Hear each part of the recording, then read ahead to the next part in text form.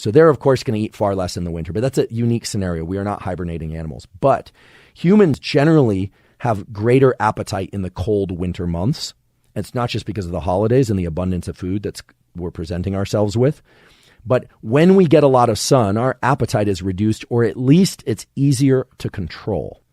And that is due in part because if you're getting ample sunlight to the eyes, it's converted into a signal for the MSH neurons, the neurons that release MSH, these POMC neurons release MSH. And then MSH can bind its receptors and can keep the brake on appetite in check.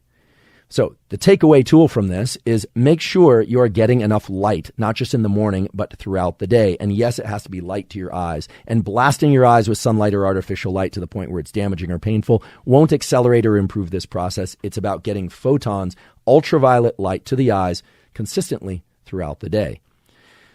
That's best accomplished by not wearing sunglasses, provided you can do that safely. And if you don't have access to enough sunlight, then you can do this with artificial light. This also points again to our old friends, the blue blockers.